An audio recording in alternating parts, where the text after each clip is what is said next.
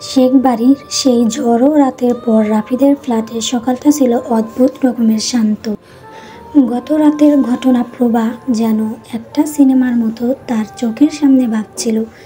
মায়ের অপমানের প্রতিশোধ সে নিয়েছে, তবে কোনো চিৎকার বা ধ্বংসলীলার মাধ্যমে নয়, নিয়েছে নিজের অধিকার প্রতিষ্ঠা করে, নিজের সম্মান আদায় করে। শেখ বাড়ির কর্তৃকে তার প্রাপ্য আসনে বসিয়ে দিয়ে সে নিঃশব্দে ফিরে এসেছে। সে জানে তার এই এক পদক্ষেপে ক্ষমতার যে ভারসাম্য সে নাড়িয়ে দিয়ে এসেছে তা সামলাতে রাহাতের অনেক সময় লেগে যাবে, কিন্তু রাফিদের মনে এখন আর কোনো প্রতিশোধের আগুন নেই। আছে এক গভীর শূন্যতা আর মুক্তির প্রশান্তি। আজ সে সব কিছু ঊর্ধ্বে, আজ সে উড়াল দেবে এক নতুন আকাশে, যেখানে অতীতের কোনো ছায়া তাকে তাড়া করবে না। কোম্পানির অস্ট্রেলিয়া যাওয়ার সুযোগটা ছিল অপ্রত্যাশিত। প্রতি বছর সেরা কর্মীকে এই সুযোগ দেওয়া হয়। রাফিদ তার কাজ এতটাই ডুবেছিল যে সে প্রায় ভুলেই গিয়েছিল এই প্রতিযোগিতার কথা। যখন তার নাম ঘোষণা করা হলো, তখন সে প্রথমবার অনুভব করল ভাগ্য হয়তো তার জন্য নতুন কোনো দরজা খুলে দিচ্ছে। এই শহর, এই চেনা মুখ, এই স্মৃতিগুলো থেকে দূরে যাওয়ার এর চেয়ে ভালো সুযোগ আর হতে পারে না। সকালের নাস্তা শেষে গফুর চাচা এলেন। তার চোখে মুখে এখনো গভীর রাতের বিস্ময় আর মুগ্ধতা লেগে আছে। তিনি রাফিদের দিকে তাকিয়ে বললেন, বাবা, তুমি যা করলা তা রাজার মতো কাজ। নিজের মায়ের সম্মান ফিরাইয়া দিলা। রাফিদ মৃদু হাসল। সে ড্রয়ার থেকে একটা খাম বের করে গফুর চাচার হাতে দিল। চাচা, এটা রিয়ার জন্য, ওর বাসার ঠিকানা দিয়ে আসবেন। খামের ভিতরে 4 লাখ টাকা আছে। গফুর চাচা চমকে উঠলেন। এত টাকা? বাবা, এটা কি? রাফিদ শান্তভাবে বলল, এটা কোনো দেনা পাওনা নয় চাচা। একটা মানুষ নতুন করে জীবন শুরু করতে চাইলে কিছুটা ভরসা লাগে। আমি চাই না আমার সাথে সম্পর্কের কারণেও ওর ভবিষ্যৎ নষ্ট হোক।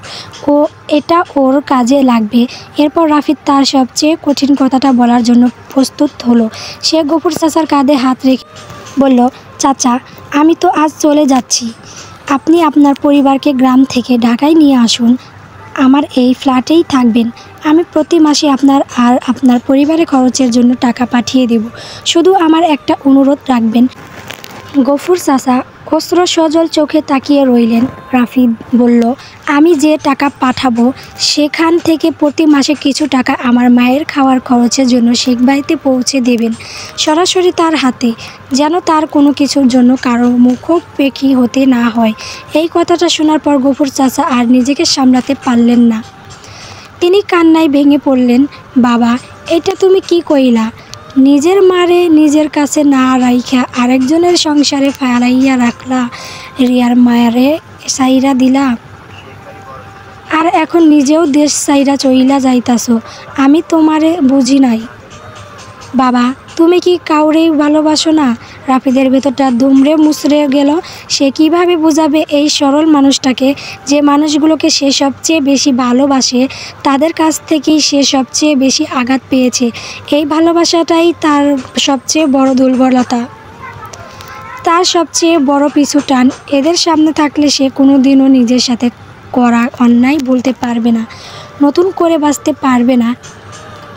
সে চাচাকে জড়িয়ে ধরে বলল, চাচা, আপনি হয়তো একদিন বুঝবেন আমি এই মানুষগুলোকে প্রচণ্ড ভালোবাসি বলেই এদের থেকে দূরে চলে যাচ্ছি। কাছে থাকলে এই ভালোবাসা শুধু কষ্টই দেবে, শান্তি দেবে না। দুপুরে গোছ গাছ করার সময় রাফিদ একটা ডায়েরি আর কলম নিয়ে বসল। তার কিছু কথা বলার ছিল যা সে মুখে বলে যেতে পারবে না। সে একটা চিঠি লিখতে শুরু করলো, যা সে যাওয়ার আগে গফুর চাচার হাতে দিয়ে যাবে। প্রিয় মা, রিয়া এবং গফুর চাচা, আমি যখন এই চিঠিটা আপনাদের হাতে পৌঁছাবে তখন আমি হয়তো এই দেশ থেকে অনেক দূরে। কিছু কথা ছিল যা সামনাসামনি বলার সাহস বা পরিস্থিতি কোনোটাই আমার ছিল না, তাই এই অক্ষরের আশ্রয় নেওয়া। মা, তোমাকে দিয়ে শুরু করি।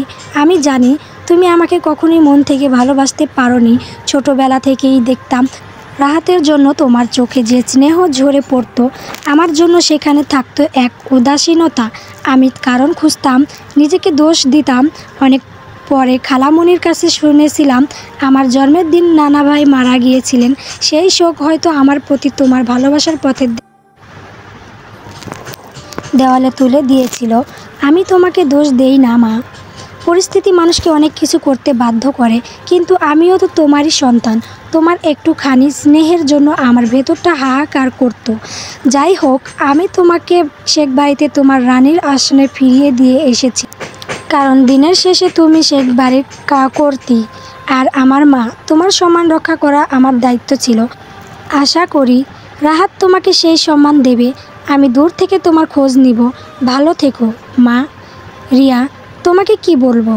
আমি জানি না, আমাদের ভালোবাসাটা হয়তো সত্যি ছিল, কিন্তু আমাদের ভাগ্যটা ছিল না। যে বিশ্বাস আর ভরসার উপর একটা সম্পর্ক দাঁড়িয়ে থাকে, সেই ভিত্তিটাই তুমি নাড়িয়ে দিয়েছিলে। আমি তোমাকে দোষারোপ করে ছোট করতে চাই না, হয়তো তোমার দিক থেকেও কোনো বিষণ্ণতা ছিল।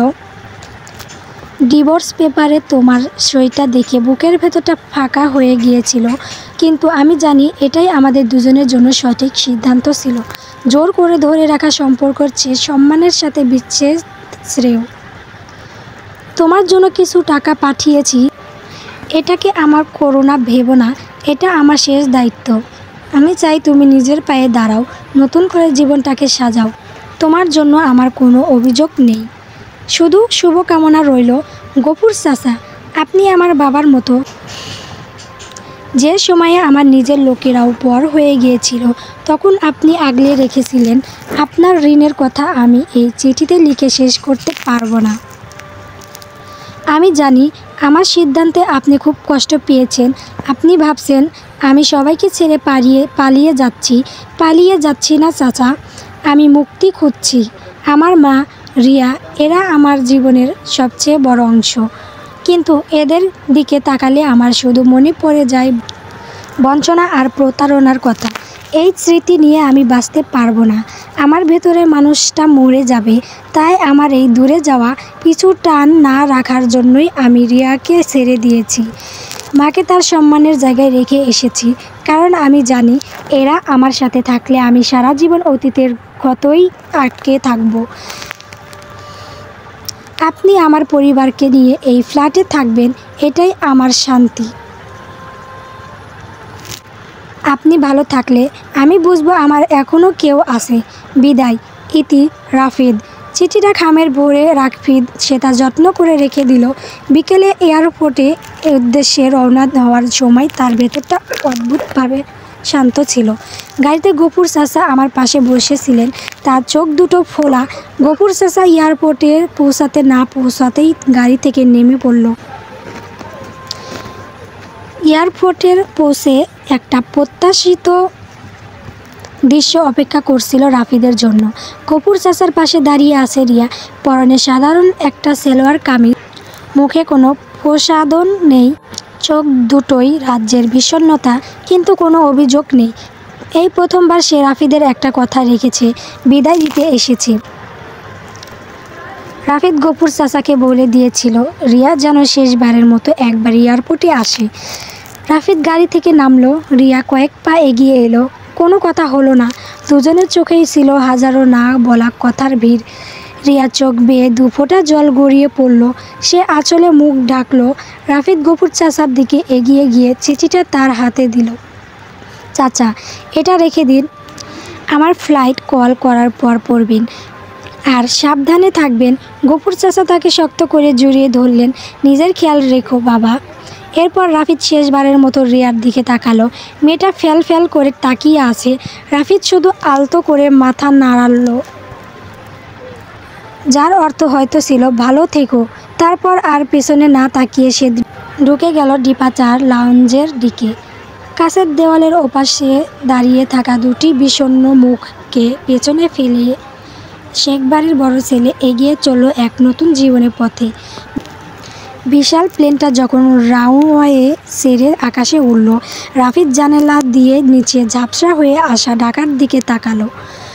এই শহর তার কাছ থেকে অনেক কিছু কেড়ে নিয়েছে, আবার অনেক কিছু শিখিয়েছে। আজ সে সব হিসেব চুকিয়ে দিয়ে যাচ্ছে। তার মনে কোনো রাগ নেই, ক্ষোভ নেই, আছে শুধু একরাশ মুক্তি। নির্বাসিত রাজপুত্র আর স্বেচ্ছায় তার রাজ্য ছেড়ে যাচ্ছে নতুন এক সাম্রাজ্যে গড়ার জন্য, যে সাম্রাজ্যের ভিত্তি হবে আত্মসম্মান, পরিশ্রম আর স্বাধীনতা। চলবে।